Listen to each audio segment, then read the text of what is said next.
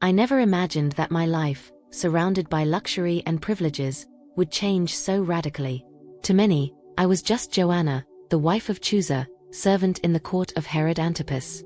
But behind every jewel, behind every banquet, there was a void that seemed to grow, even amid the splendor.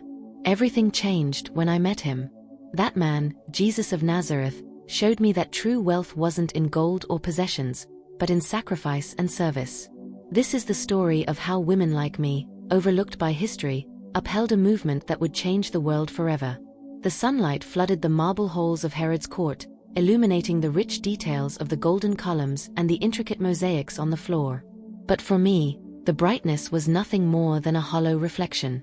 The voices around me were always the same: intrigues, shallow laughter, political schemes. It all seemed to lose meaning, as if my life was trapped in a golden cage. That morning, as I watched the servants bringing fresh fruits and wine, I heard something that caught my attention. A group was discussing a man named Jesus, a carpenter who walked through the villages of Galilee, healing the sick and preaching a message about the kingdom of God. There was a mixture of mockery and fear in their words. Some laughed, saying he was just another fanatic. Others, in hushed tones, warned of the impact his message could have. I didn't say anything, but an unease took over me. I didn't know exactly why that name, Jesus, seemed to resonate so strongly. A few days later, during a trip to oversee lands belonging to my husband, Chusa, one of Herod's trusted administrators, I had the chance to see this man. He was preaching in a small village, and a crowd followed him. I remember how my heart raced when I saw him for the first time. He didn't have the majestic appearance of a leader or king. He was dressed simply, but his eyes, there was something in them that made me stop. They shone with a mix of compassion and determination, as if he could see the depths of every person around him. I don't know why I approached. Something inside me seemed drawn to him, as if it were inevitable. When I finally got close enough, he stopped speaking and looked directly at me.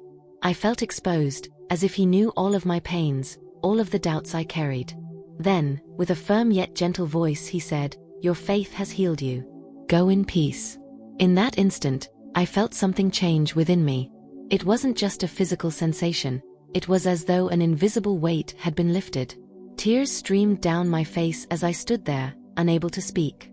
He turned his attention back to the crowd, but for me, that moment was everything. I returned to the court in silence, but my mind wouldn't stop. Who was that man? How had he seen so much in such a short time? And, more importantly, what would I do with what I felt now? The days that followed were restless. In the court, I tried to go on with my routine as usual, but something had changed. The fake laughter of the women, the pretentious remarks of the men, the splendor of the parties. Everything seemed empty now. Chusa noticed my change almost immediately. During dinner, he watched me in silence, until he finally spoke. "Joana, you're different. What's bothering you?" I wanted to tell him everything. I wanted to speak about how that encounter with Jesus had transformed me. But I knew Chusa. He was a pragmatic man, loyal to Herod and completely committed to his position. How could he understand? "I'm just tired," I replied, looking away. "Maybe you need a break." "Life in the court can be exhausting," he suggested, but there was concern in his voice. That night, lying on my silk bed, I thought about what I should do. The message of Jesus kept echoing in my mind. The kingdom of God. Faith. Healing. And an inner voice kept insisting, "You've been called for something greater." The next day, I made my first decision. I took a few silver coins from my personal savings and gave them to a trusted servant. "Take this to Jesus' followers," I said, my heart racing. This small, almost imperceptible action was the beginning of something bigger. It was during this time that I met Susanna. She was another woman from high society who, like me, had been touched by Jesus' message. We met one afternoon, at a discreet gathering organized by other followers. "Do you also feel like your life is just beginning?" I asked her, as we walked through the garden. She smiled. "Yes, Joana. And I know there's so much we can do to support this mission. Jesus needs more than faith. He needs resources to keep traveling, preaching, healing." Susanna became my ally. Together, we began organizing ways to help, from sending food and supplies to ensuring that Jesus and his disciples had places to rest. But my double life started to attract attention. Some women in the court whispered about my absences, while others made direct comments. "Joanna, I heard you've been involved with a curious group," one of them said, with a false smile. I kept calm, but inside, I felt the weight of the consequences that could come. The hardest confrontation came from Chuza. He found records of the missing coins and questioned me directly. "Are you sending money to that man? That carpenter?" I took a deep breath. "Yes. He's changing lives, Chuza.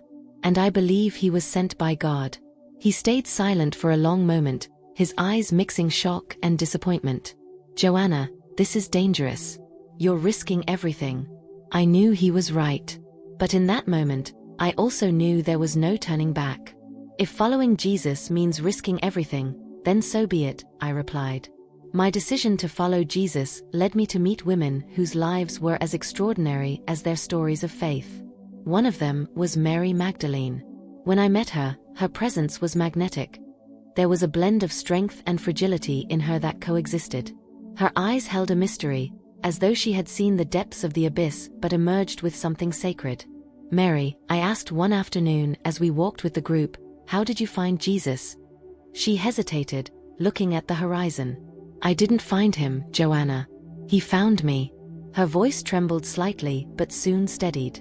"My life was consumed by darkness. I had nothing, no purpose. But he freed me. For the first time, someone saw me for who I truly was." Her words touched something deep inside me. In many ways, all of us were like Mary.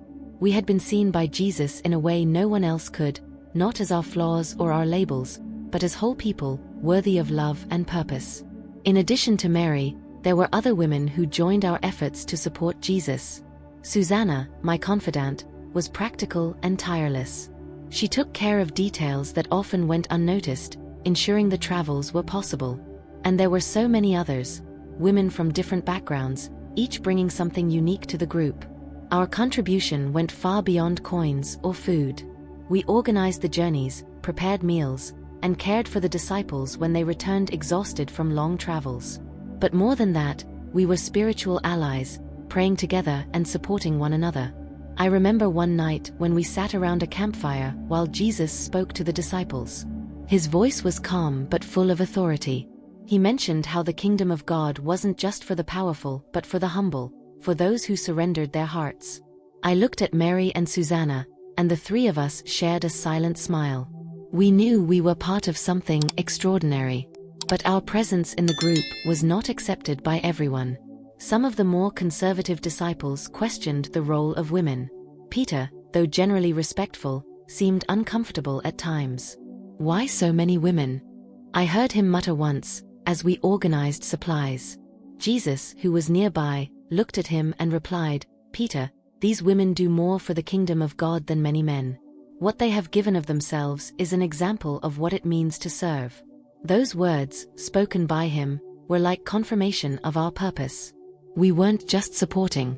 We were at the heart of the mission. As time passed, the challenges began to intensify. The message of Jesus attracted crowds but also stirred the wrath of religious leaders and authorities. Every city we visited seemed more tense than the last. It was as if a storm was brewing, and we were right in the middle of it. I knew that my position as the wife of one of Herod's court administrators was delicate. My movements were being watched, and rumors spread quickly. During a banquet, I overheard two women talking about me. "Joanna has been so absent lately," one of them said with a malicious tone. "I heard she's involved with that prophet." I pretended not to hear, but my mind was spinning. Each day, it became clearer that my loyalty to Jesus could cost me everything. My position, my safety, perhaps even my life. One afternoon, while helping organize a trip, Susanna brought troubling news. "The religious leaders are meeting," she whispered, looking around to make sure no one was listening. "They say they're planning something against Jesus." The concern on her face was visible, but her determination remained unwavering. "And what will we do?" I asked. She took a deep breath.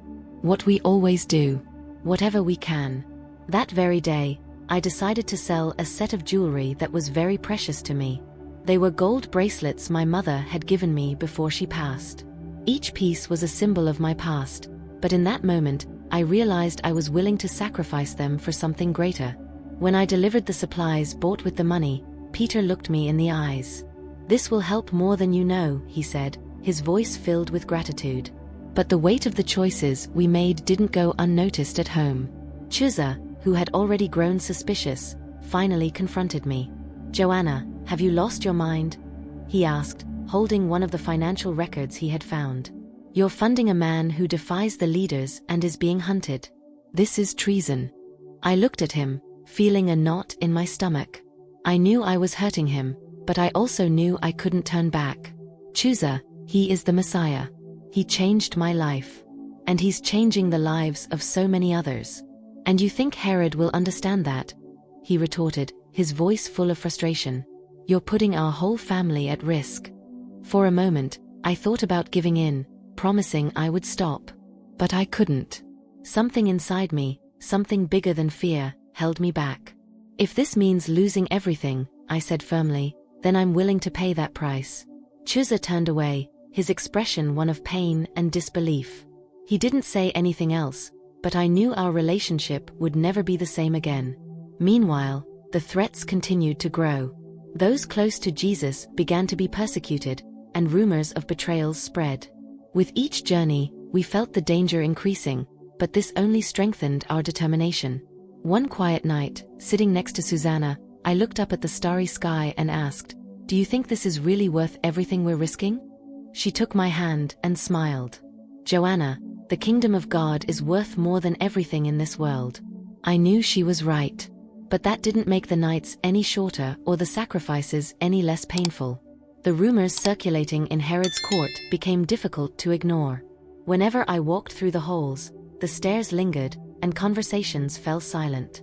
People knew something was happening, and it seemed that, for many, I was already guilty by association. One evening, during a banquet, Herod openly mentioned Jesus. His tone was casual, but there was an unease behind his words. "I've heard this Jesus of Nazareth has been attracting crowds," he said, drinking his wine. "They say he's a miracle worker, a prophet, or maybe just a lunatic." Laughter echoed through the room, but for me, it was like a direct blow. I knew Herod didn't make remarks without purpose. This was a veiled warning. "Joanna," he continued, looking directly at me, "you've heard of him, haven't you? They say he's traveling through Galilee. Have you seen him on your trips?" My heart raced, but I managed to keep my composure. "Yes, my lord," I replied calmly. "I've heard of his words. He seems to touch many hearts." Herod tilted his head as if studying me. After a moment, he smiled. "Perhaps we should invite him to entertain us then." His laughter was echoed by everyone at the table, but to me it was a clear sign he was paying attention. That same night, Chuza approached me in our room. He seemed more serious than ever, his hands clenched into fists. "Joanna, you need to stop," he said in a low but firm voice. "Herod is watching you. This is no longer about faith or charity. This is politics. And you know what happens to those who challenge Herod." I knew he was trying to protect me, but there was something he didn't understand. "Chuza, this isn't just about politics. It's about something greater. Jesus is bringing hope, something this world has never seen before. Hope won't save you when they decide you're a threat," he retorted. "Please, Joanna, think of our family." There was a long silence between us. Finally, he sighed, exhausted.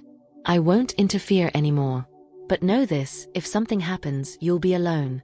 His words felt like a knife to my heart, but I knew he was being honest.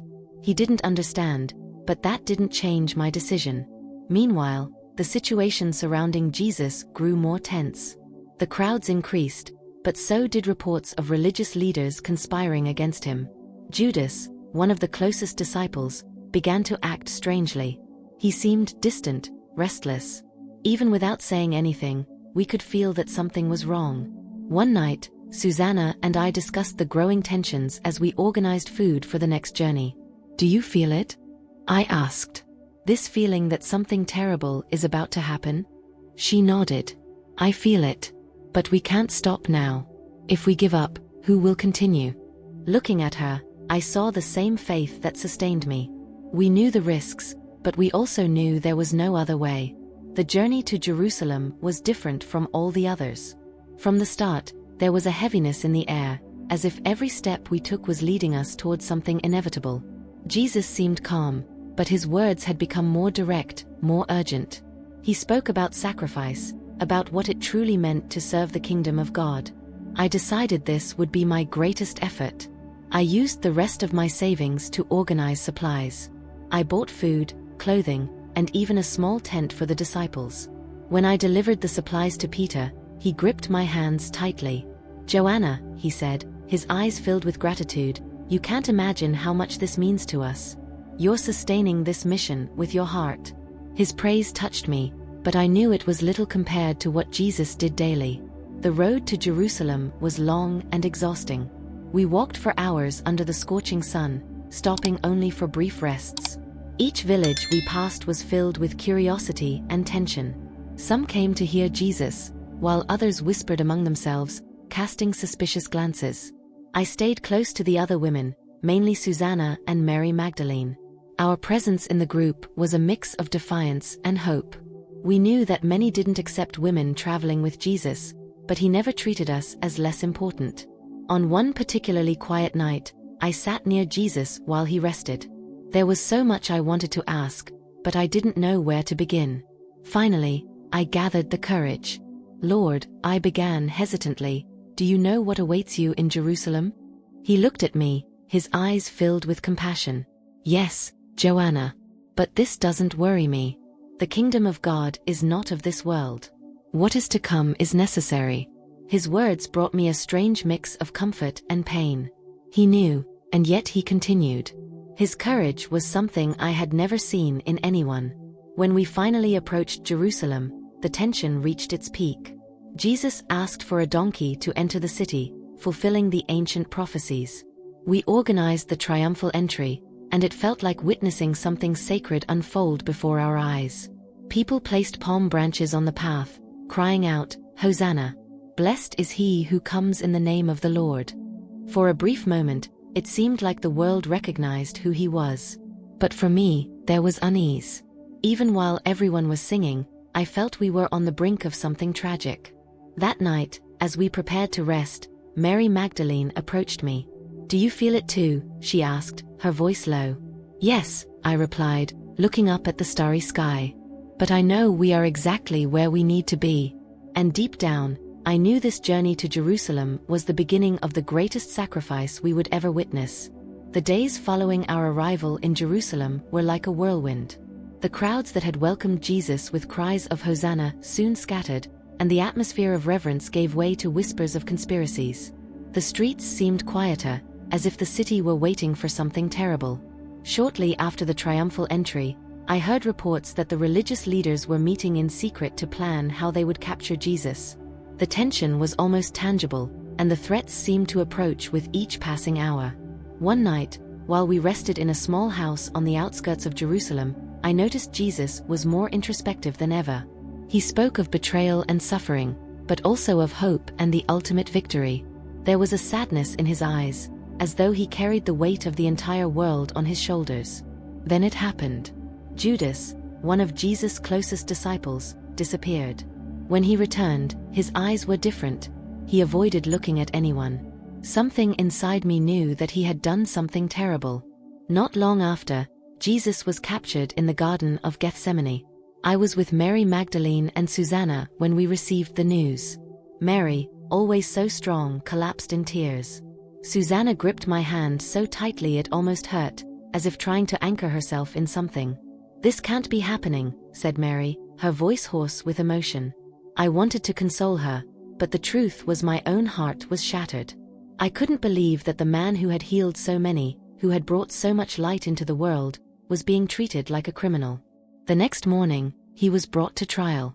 We were in the crowd, hidden, watching as the Sanhedrin condemned him for blasphemy. Then the Roman soldiers took over. Every lash, every insult, every blow felt like a wound to our very souls. When he was taken to be crucified, we followed the procession in silence. Beside me, Mary Magdalene cried, and Mary, the mother of Jesus, walked with a broken dignity, but still unshaken. I had never felt so powerless. We arrived at Golgotha, the place of execution. I watched as they nailed his hands and feet to the cross. The sound of the hammers was unbearable, echoing like thunder in my heart. My body trembled, and tears flowed uncontrollably. Yet, even hanging on that cross, Jesus was different. He didn't cry for vengeance. He didn't ask for help. Instead, his words were of forgiveness.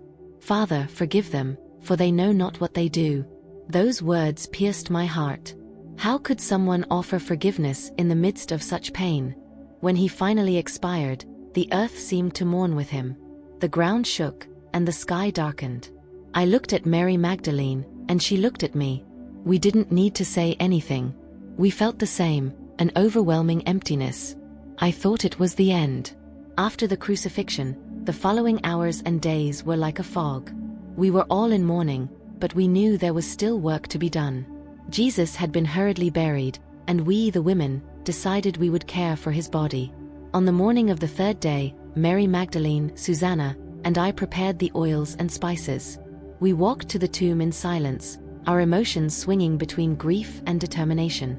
When we arrived, something was wrong. The stone that sealed the tomb had been removed. Mary Magdalene was the first to enter. I heard her muffled scream, and I ran after her. The tomb was empty. My heart stopped. "He is not here," Mary said, her voice trembling. "Joanna, do you understand what this means?" Before I could respond, we saw something that took our breath away. A man dressed in white, radiant like light. He smiled at us and said, "Why do you seek the living among the dead? He has risen." The joy that flooded our hearts at that moment is indescribable. We ran back to tell the disciples. Peter and John listened to us with looks of disbelief, but something in their faces told me they wanted to believe. The resurrection changed everything. It wasn't the end, it was the beginning. Jesus appeared to us, to the disciples, and his message was now clearer than ever. The kingdom of God was not just a distant ideal, it was a living reality. After his ascension, the work continued. Susanna, Mary Magdalene, and I, along with other women, dedicated ourselves to supporting the disciples in spreading the gospel. We gave what remained of our resources, our time, our lives. Chuza, my husband, never spoke to me again about Jesus. He watched me in silence, perhaps trying to understand why I continued. I don't know if he fully understood, but his opposition turned into resignation. One day, while organizing a gathering of followers, I sat with Susanna and Mary Magdalene. We looked at the people around us, men and women who had been touched by Jesus' message. "Do you think they'll remember us?" I asked, thinking of future generations. Susanna smiled, her gaze full of serenity. "It doesn't matter if they remember us, Joanna. What matters is that the kingdom of God continues. That's our legacy." She was right. It wasn't about being remembered, but about knowing that we had been part of something eternal. As I write these words, I remember the nights around the campfire, the dusty roads, the looks from Jesus that showed us we were seen and loved. This is our testimony, that of women who, silently, upheld the message that changed the world. Our work didn't end because the kingdom of God continues to grow. And I know that, in every transformed life, the impact of our sacrifices still resonates.